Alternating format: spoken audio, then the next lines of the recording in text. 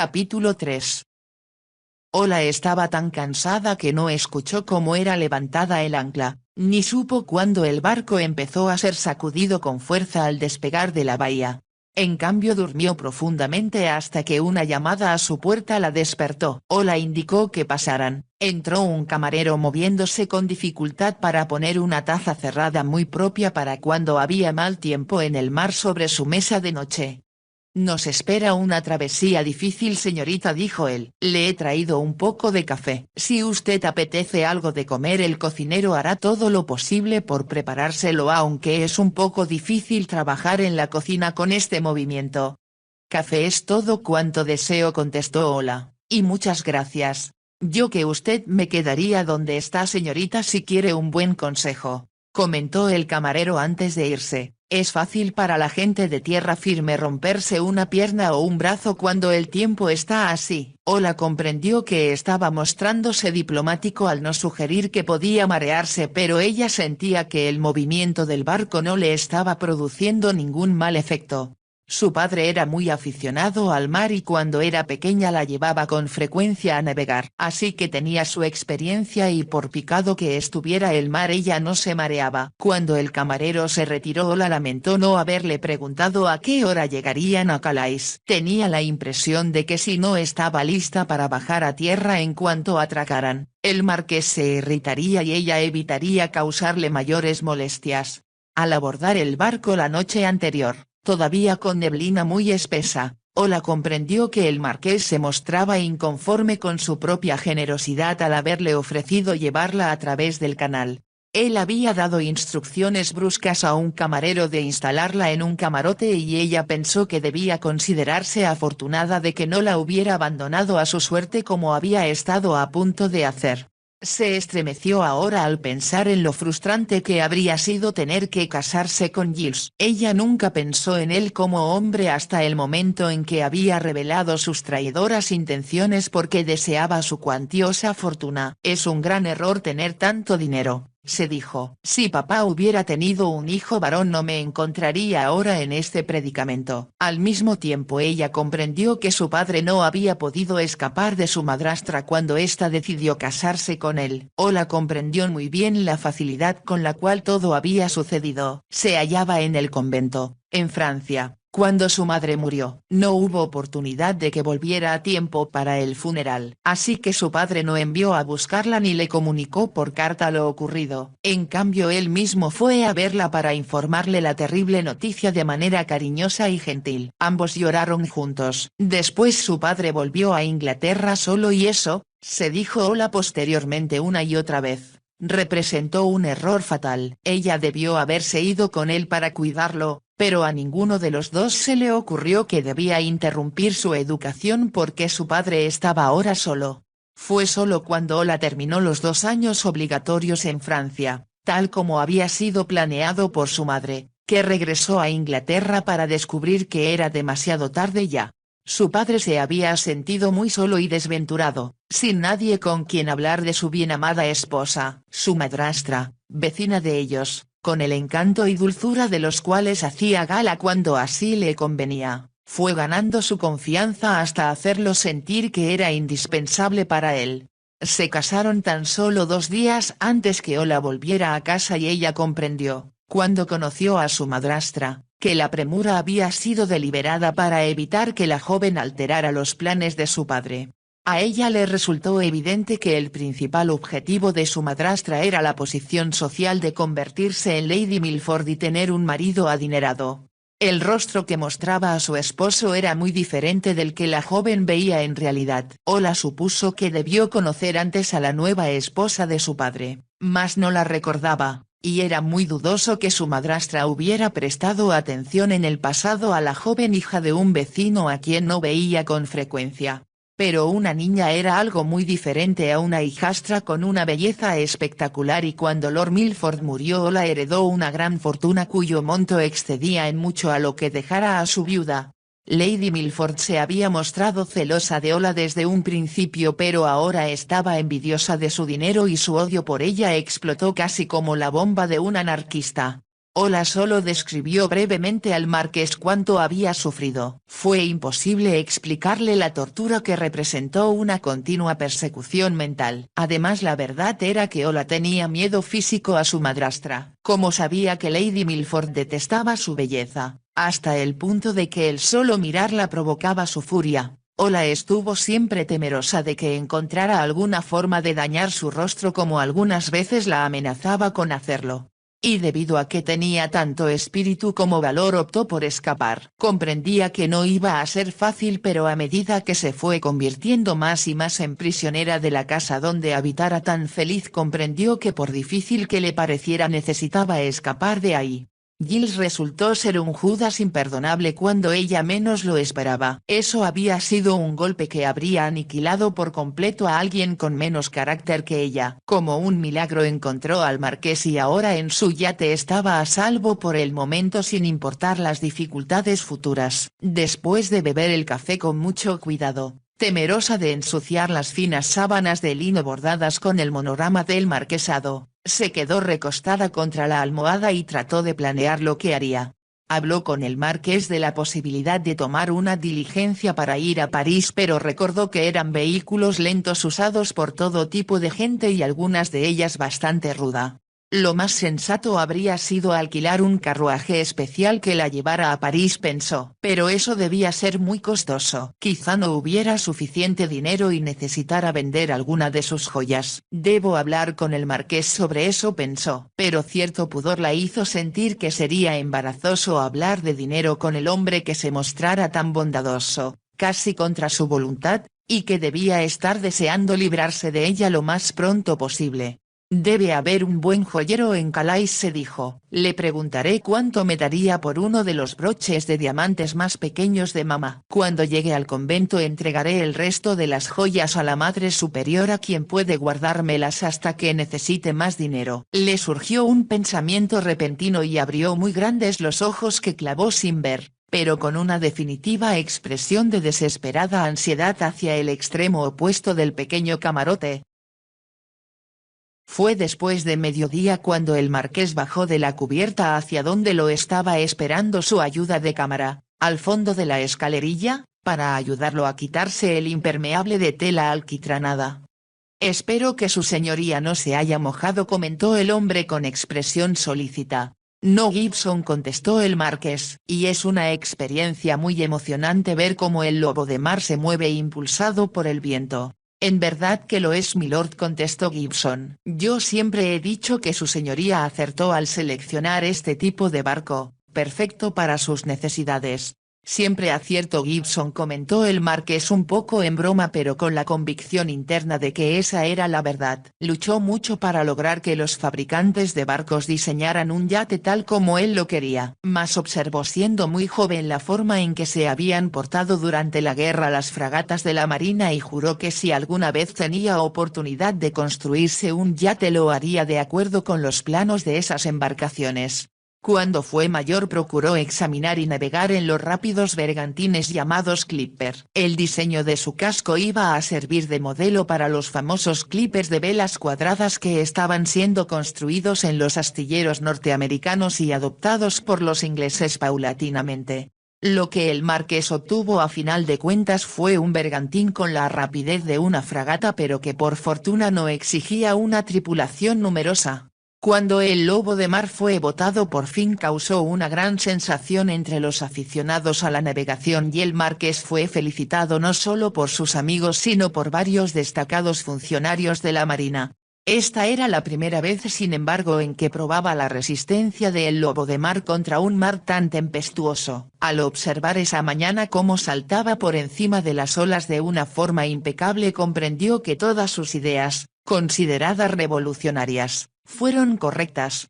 Se deslizó con cuidado pero con la seguridad de un hombre acostumbrado al mar y entró en el salón a tiempo que decía: «Di a los camareros que estoy listo para una buena comida. Tengo mucha hambre». Al terminar de hablar vio que no estaba solo. En el cómodo salón cuyos muebles fueron diseñados por él mismo se encontraba la mujer cuya existencia olvidara en las últimas 2 horas. Buenos días milord, dijo Ola. Perdone que no me levante para saludarlo, pero considero bastante difícil hacer una reverencia con el barco tan inclinado hacia un lado. Buenos días Ola, contestó el marqués. Se había detenido un momento antes de decir su nombre porque tuvo que pensar un instante para recordarlo. Se sentó en una silla no lejos de ella y enseguida le preguntó: ¿Se siente bien? ¿No se ha mareado? No, de ninguna manera, contestó. Y si usted me permite hacerlo, me gustaría subir a cubierta después del almuerzo. Nunca había estado en un barco tan veloz como este. ¿Me quiere decir que le gusta el mar? Me encanta, contestó Ola con sencillez. Me alegra escucharla, dijo el marqués, porque tengo malas noticias para usted. Ola lo miró con expresión interrogante y él explicó: Anoche ordené a mi capitán que se dirigiera a Calais, pero ha estado soplando un viento muy fuerte del noreste y así no podremos acercarnos a la costa de Francia. Solo nos queda seguir navegando a lo largo del canal. Mientras el marqués hablaba se había estado preguntando cuál sería la reacción de Ola ante la noticia. Ahora vio que sus ojos verdes se iluminaban y una sonrisa asomaba a sus labios. Imaginó que ella iba a resultar una pasajera indeseada que no renunciaría a la hospitalidad ofrecida por él. Como si ella captara su pensamiento, dijo: Usted fue muy bondadoso milord al ofrecerse para llevarme a Francia. Ahora no debe irritarse si admito mi deleite al saber que no tengo que dejar este precioso yate tan pronto como había yo anticipado. El marqués no supo con certeza cómo sucedió, pero cuando el camarero les llevó la comida se encontró contando a Ola todo respecto a su yate y las múltiples dificultades que tuvo para que lo construyeran de acuerdo con sus ideas. Tuve que luchar centímetro a centímetro, dijo, y solo cuando estuvo terminado dejaron de aducir los constructores que mi diseño era absurdo y el barco se hundiría o se volcaría en la primera tormenta.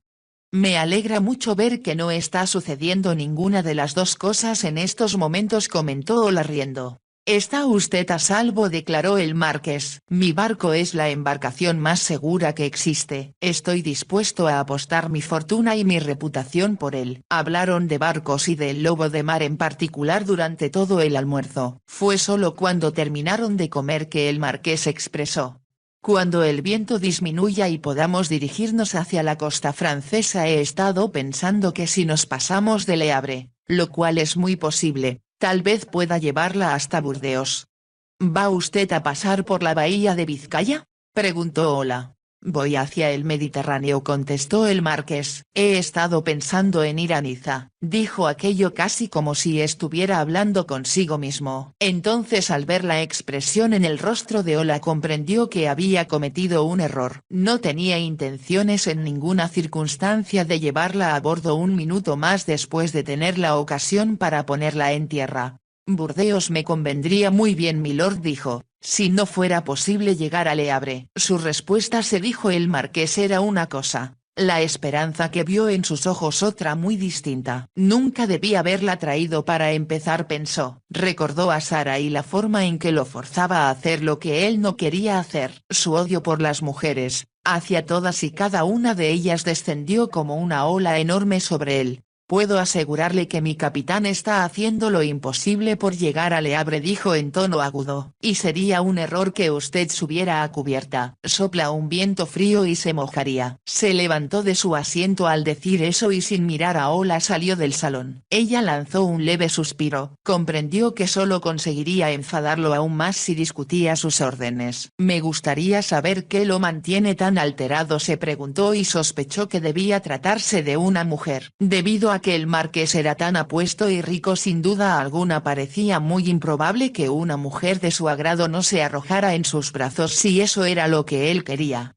Y sin embargo era factible que, como todos los demás seres humanos, tal vez él deseaba lo inalcanzable, aunque Ola no podía imaginarse qué podría ser. Si no le permitían subir a la cubierta, cuando menos había numerosos libros en anaqueles que cubrían todo un lado del salón. Le causó sorpresa que hubiera libros a bordo del yate, porque ella sabía que cuando su padre se embarcaba estaba siempre demasiado interesado en los aconteceres de cubierta para tener tiempo de leer. A Ola le pareció que el marqués era muy diferente de lo que hubiera esperado de un hombre como él. Había oído hablar tanto de la escandalosa conducta de los jóvenes aristócratas de Londres que se había imaginado que el marqués pasaría la vida buscando placeres y diversiones. Recordó haber leído sobre él en los informes parlamentarios además de ver mencionado su nombre con frecuencia en las páginas deportivas de los periódicos. Es evidente que es un hombre con diversos intereses, pensó, y decidió que los discutiría con él a la hora de la cena si continuaba a bordo para entonces. La sola idea de que pronto abandonaría el yate la hizo pensar nuevamente en los temores y preocupaciones que la habían abrumado en su camarote hasta que no soportó pensar más en ellos.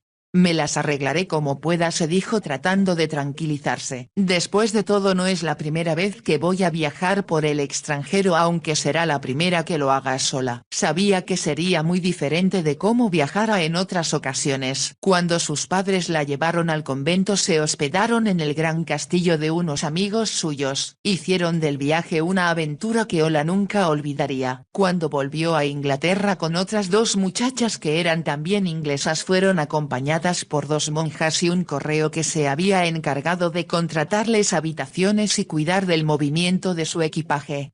Ahora estaré sola, pensó, y no pudo evitar el estremecerse y sentirse un tanto temerosa. Estaba convencida de que era más inteligente alquilar un carruaje especial. Aún así tendría que hospedarse en posadas durante el trayecto y sin duda juzgarían inusitado que una dama tan joven estuviera viajando sola.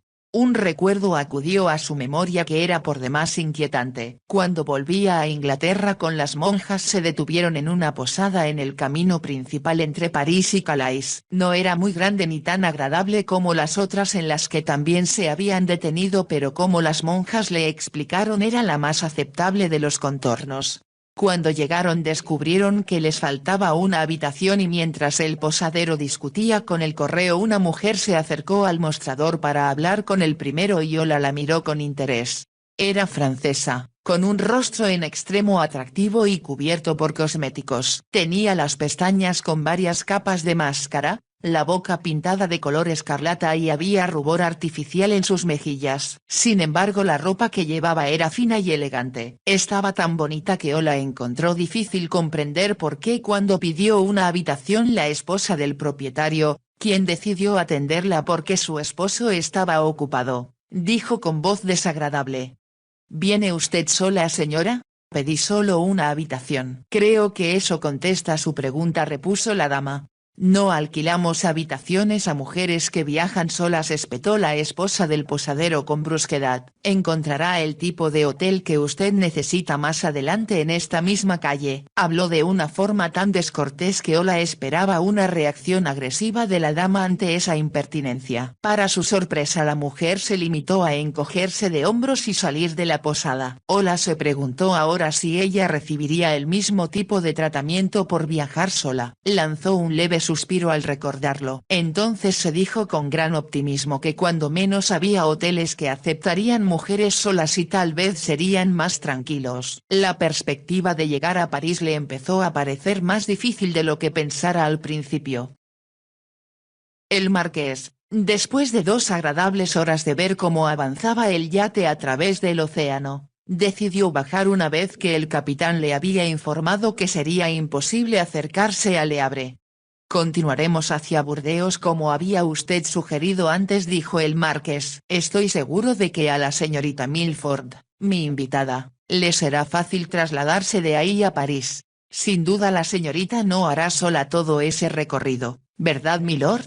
Preguntó el capitán sorprendido. El marqués se sintió irritado de haberlo mencionado y se alejó sin contestar al capitán. La traje a Francia como ella me pidió, se dijo. No la voy a convertir en mi pupila. Recordó cómo Sara había despertado primero sus simpatías porque parecía tan desamparada y patética sin un marido que la protegiera. Vio ahora con una amargura que pareció correr por sus venas como si fuera un veneno que buena parte de esa actitud era una farsa para hacerlo sentir fuerte y protector. Podía recordar las cosas que había dicho Sara, a las que él había contestado con la respuesta inevitable. Podía vislumbrar ahora con toda claridad la expresión confiada de sus ojos cuando le decía que estaba confusa, preocupada o ansiosa. Él siempre respondía que él cuidaría de ella y la protegería de todo cuanto la inquietaba. Tonto, tonto, se dijo y sintió que el sonido del viento en los aparejos repetía las mismas palabras. Es algo que no volveré a hacer en mi vida, se prometió. Buscó las palabras con las cuales diría a Ola que en cuanto llegara a Burdeos su responsabilidad respecto a ella terminaría. Él, si llega a París o a cualquier otra parte, no tiene nada que ver conmigo. Sin duda encontrará muchos otros hombres dispuestos a ayudarla. Se preguntó cuántos hombres más habría en la vida de Sara además de Anthony. No había razón para suponer que él fuera el único, y debían haber existido otros hombres en su vida aún antes que su esposo muriera, hombres que estuvieron siempre bien dispuestos a ayudar a una mujer que les imploraba con ojos tan azules como un cielo de verano, pero que eran en realidad tan falaces como los del propio Satanás. Los ojos del marqués estaban impregnados de dureza y llevaba los labios apretados cuando entró en el salón. Por un momento pensó que estaba vacío y que Ola se había retirado a su camarote. Pronto descubrió que estaba acurrucada en el sofá, dormida. El marqués había decorado el salón en verde pálido porque le pareció un color adecuado para el mar. Eso había sido revolucionario también, ya que la mayoría de los yates eran decorados con muebles forrados de piel color café y estaba de moda cubrir con paneles de madera de roble los muros de los camarotes. No podía haber escogido un color que sirviera de marco más efectivo para el cabello rojo intenso de Ola. Cuando el marqués se acercó a ella, vio que sus pestañas eran muy oscuras contra sus mejillas aún pálidas de cansancio. Dormida, parecía muy joven y vulnerable. Se sentó en una silla frente a ella considerando su cansancio por lo dramático que había sido para ella el día anterior. El huir al amanecer debió ser una experiencia abrumadora en sí misma. Darse cuenta después de cuáles eran las intenciones de su primo hacia ella debió causarle una impresión muy fuerte. Todo ello había sido suficiente para alterar a cualquiera, sin el susto adicional del accidente ocurrido al vehículo en el que viajaba. El marqués había visto muchos accidentes. Comprendía que Ola tuvo mucha suerte al salir ilesa. Su primo, que conducía el carruaje, fue arrojado al camino y no era muy probable, pensó el marqués, que la herida que una piedra causara en su frente al caer fuera su única lesión. Casi siempre en tales condiciones la gente salía con alguna fractura. En varios casos se fracturaban la base del cráneo al caer. Se preguntó si los caballos habrían resultado lastimados. Se dijo con firmeza que nada de eso era de su incumbencia. El brandy fue el responsable de que se hubiera hecho cargo de Ola y cuanto más pronto se librara de ella sería mejor. Conseguir un carruaje alquilado en Calais no habría sido difícil porque era la ruta usada por la mayor parte de los viajeros y los franceses, que eran muy hábiles para hacer dinero, tenían todo organizado para adaptarse a las posibilidades de cuanta persona visitara su país. Pero Burdeos estaba muy lejos de París y el marqués empezó a pensar que tal vez resultara imposible para Ola encontrar un carruaje capaz de llevarla directamente hasta la capital de Francia aún con frecuentes cambios de caballos. No voy a preocuparme por ella. No voy a hacerlo, se dijo con firmeza. Pero enseguida pensó que era muy joven todavía, además era una dama y como tal acostumbrada a tener sirvientes, familiares, maestros e institutrices que cuidaban de ella. Ella puede buscarse un buen correo, infirió una parte crítica de su cerebro. Él se preguntó si un correo de prestigio aceptaría a una mujer que viajaba sola. Más aún había correos que eran una verdadera amenaza para los viajeros. Algunos les cobraban sumas exorbitantes, otros estaban en complicidad con salteadores de caminos que les quitaban su equipaje y cuanto objeto de valor llevaban encima antes de abandonarlo sin un penique en algún sitio aislado del país. Maldita sea. ¿Por qué tuve que conocerla?, se preguntó. Como si hubiera dicho en voz alta las palabras. Ola abrió los ojos. Por un momento lo miró desconcertada. Pareció recobrar la memoria y esbozó una atractiva sonrisa en sus labios cuando se sentó. Me quedé dormida. Me abochorna mi indolencia cuando debía estar cultivando mi mente con alguno de sus libros. Lo que estaba haciendo era muy sensato, dijo el marqués. El tiempo afuera está horrible. El viento es helado y caen ráfagas de lluvia que resultan muy desagradables. De cualquier modo me parece que usted lo ha disfrutado, ¿no es verdad? Tal vez mañana me permita subir a la cubierta. Todo depende de que no haya ningún riesgo en ello. Ola se echó a reír. Quizá teme que me rompa una pierna, así no se podría librar de mí a menos que me arrojara por la borda. Sus palabras eran tan cercanas a lo que el marqués estaba pensando que él se sintió casi turbado. Nada dijo y Ola añadió. Le prometo que bajaré a tierra en el momento mismo en que usted lo indique. Sin embargo, hay una cosa que deseo pedirle. ¿Cuál es? Como vamos a Burdeos y es una población desconocida para mí, ¿podría decirme si hay un buen joyero ahí? ¿Un joyero?, preguntó el marqués perplejo. ¿Para qué lo necesita? Por la mente de él cruzó la idea de que ella esperaba que le diera un regalo. Recordó las muchas mujeres que de algún modo lo habían llevado a una joyería presionándolo a demostrar su afecto por ellas de una forma más práctica que con simples ternezas. Ola bajó la mirada con timidez. Después habló con una voz apenas audible. Yo creo que si hubiera bajado en Calais habría tenido suficiente dinero para llegar a París. Pero como Burdeos está mucho más lejos tendré que vender alguna de mis joyas y no quiero que me defrauden. ¿Cómo fue posible que haya salido de su casa sin suficiente dinero para llegar a París?, preguntó el marqués. ¿Cuánto trae consigo? Se hizo un profundo silencio y él tuvo la impresión de que no iba a decirle la verdad. No me mienta, exclamó con voz aguda. Sinceramente sus finanzas no me interesan en ningún sentido. Pero si quiere mi ayuda lo menos que puede hacer es ser franca conmigo. No iba a mentir. Solo que no quería darle idea de que soy una tonta por traer tan poco dinero conmigo. ¿Cuánto trae usted? 4 soberanos y un poco de plata. Antes que el marqués pudiera hablar Ola añadió con rapidez. Como Giles venía conmigo pensé que esa suma sería suficiente. Así que usted intentaba que él absorbiera los gastos aún antes de casarse, exclamó el marqués con voz despectiva. Nada de eso, interpuso Ola. Sabía muy bien que mi madrastra maneja mi fortuna y ella le habría pagado cualquier cantidad que yo le debiera. Y si él no hubiera querido cobrarle yo le habría dado en pago alguna de las joyas de mamá. Todas son muy valiosas. ¿Esas joyas tan valiosas las guarda en esa valija que traía anoche con usted? Ola asintió con la cabeza. Mi querida niña, dijo el marqués, ¿se imaginó de verdad que era fácil llegar a París sin que se la robaran y tal vez la golpearan o la mataran en el proceso? No puedo hacer ninguna otra cosa, repuso Ola a la defensiva. Es muy fácil para usted decir ahora que debía haber calculado mejor la situación. Pero yo no tenía modo de adivinar que todo saldría mal. Deposité mi confianza en Giles cuando dijo que me llevaría al convento. Pero anoche pensé en algo más. ¿En qué?, preguntó el marqués con visible enfado. Giles sabe que intentaba yo ir al convento. Cuando esté mejor me buscará en ese lugar, así que por ahora no podré acudir ahí. El marqués la miró. ¿Entonces a dónde intenta usted ir? No he decidido todavía. Pero tiene que ir a algún lado. Sí, lo sé, pero no se preocupe por mis planes. Ha dicho con toda claridad que yo no soy su responsabilidad. Y eso es verdad.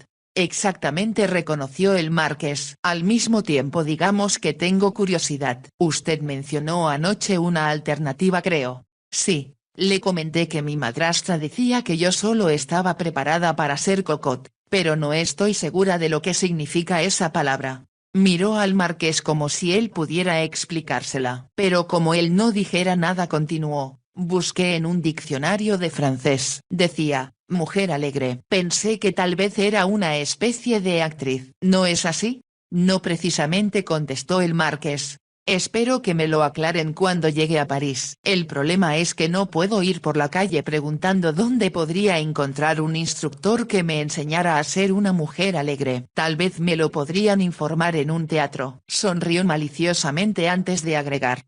Las monjas se escandalizarían mucho si conocieran mis intenciones. Según ellas los teatros son inventos de Satanás y siempre nos advirtieron que no asistiéramos a ellos. De vez en cuando sin embargo nos permitían ir a la ópera. El marqués empezaba a encontrar imposible el saber qué contestar a esta chiquilla ridícula e ignorante. Tomó una decisión. Lo mejor que puedo hacer, afirmó, es dirigir el yate hacia Plymouth. Ahí contrataré a un correo responsable que la llevará de regreso con su madrastra. Aún antes que terminara de decir la última palabra Ola lanzó un estrepitoso grito de horror.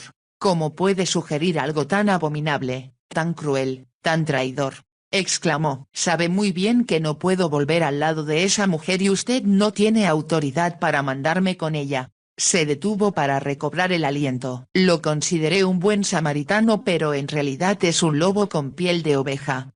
Es precisamente lo que usted llamó a su yate. Usted es un lobo de mar y lo odio. Él se levantó de la silla y sin mirarla se dirigió hacia la puerta. Habría sido una salida llena de dignidad excepto que un repentino movimiento del barco lo hizo tambalearse y fue solo con la mayor dificultad que evitó caer. Una vez que él se fue Ola miró con desaliento hacia la puerta como si no pudiera creer que había oído correctamente. El marqués le pareció un hombre muy bondadoso y durante el almuerzo le agradó mucho su conversación. Y ahora de pronto sin razón alguna se puso en contra de ella y se estaba comportando a su modo tan mal como Giles se había comportado. ¿Cómo se atreve a tratarme como si fuera una chiquilla de la que se puede disponer sin consultarle? Hubiera querido desafiarlo a gritos. Al mismo tiempo su instinto le decía que lobo de mar o no lo mejor era suplicarle. Comprendió por el tono de su voz y la actitud firme de su barbilla que pensaba hacer cuanto había dicho y sería imposible para ella convencerlo de lo contrario. Si me devuelve a casa pensó, tendré que escapar de nuevo y será más difícil intentarlo otra vez. Tenía la impresión además de que el marqués se encargaría de que ella no escapara mientras se encontrara con él. Deseó no haberle confiado la custodia de sus joyas. Pensó que ahora odiaba al marqués tanto como a Giles. Todos los hombres son iguales pensó. No proceden con rectitud sino cuando conviene así a sus planes. Se preguntó por qué las muchachas en la escuela se referían siempre a los hombres como si fueran algo maravilloso y más deseable que ninguna otra cosa sobre la tierra. Odio a los hombres, se dijo Ola, los detesto tanto como a mi madrastra. Todo lo que quiero es vivir sola, tener amistades y hacer todo aquello que quiero hacer sin necesidad de recibir órdenes siempre. Se le había ocurrido tiempo atrás que cuando se casara estaría bajo las órdenes de un hombre al cual considerara con autoridad sobre ella. Eso sería soportable si estaba enamorada, mas sin amor sería intolerable. Había pensado que debido a su fortuna no tenía prisa alguna para casarse, sino esperaría hasta encontrar a alguien con el cual vivir porque fuera bondadoso, comprensivo y porque resultara grato hablar con él. Las monjas daban órdenes y cuando estaba con su padre éste hablaba con ella pero como en un monólogo sin establecer el diálogo. De hecho ni él ni nadie más se había mostrado nunca interesado en las opiniones o las ideas de Ola. Cuando hablé con el marqués durante el almuerzo él me escuchó en tanto le describí los diferentes barcos en los que navegué en el pasado. Y a su vez me explicó las cosas que yo quería saber sobre su yate. Por los libros existentes en el salón ella dedujo que él estaba interesado en muy diversos temas sobre los que Ola quería saber más. Hablaremos de ellos esta noche durante la cena pensó entonces llena de excitación, pero ahora él había puesto en claro lo que pensaba respecto a ella. Era para el marqués una mercancía indeseada de la que se libraría como le conviniera sin pedirle su opinión al respecto. Lo odio porque me engañó cuando yo pensaba que era bueno y honesto. No sintió impulsos de llorar al pensar en su futuro. Solo sintió una profunda rabia. De algún modo se vengaría del marqués porque la había desilusionado cuando menos lo esperaba. Me alegro que algo lo haya alterado. Espero que una mujer lo haya lastimado en lo profundo. Ola suspiró. Se lo tiene merecido. Si él me contara alguna vez cuánto daño le hizo esa mujer me reiría de él porque me alegra que lo hayan hecho padecer. Todo eso estaba muy bien pero no resolvía su propio problema. No parecía existir posibilidad de que hiciera nada por el momento a menos que estuviera dispuesta a arrojarse al mar. Tal vez si hago eso pensó, moriré ahogada y él lo llevará en su conciencia por el resto de su vida. Pronto se dijo sensatamente que él lo atribuiría a una mente desequilibrada y se iba a olvidar del asunto aún antes de llegar al Mediterráneo. Ola decidió que no se daría por vencida. Se apoyó en los cojines y empezó a planear cómo eludir al marqués y sus intenciones de una u otra forma. Tal vez si me escondo en la bodega él supondrá que he bajado a tierra y solo me encontrarán cuando estemos otra vez en alta mar. Le parecía una posibilidad excepto que tenía la impresión de que él se aseguraría de que el correo actuara también como carcelero y que la vigilara de modo que no pudiera escapar hasta que él ya estuviera muy distante bastante de ahí para siquiera enterarse. ¿Qué voy a hacer?, se preguntó Ola. De pronto, al escuchar cómo el viento golpeaba los aparejos, comprendió que continuaba el mal tiempo. Así las intenciones del marqués serían frustradas no por ella sino por la naturaleza y no podrían atracar en Plymouth.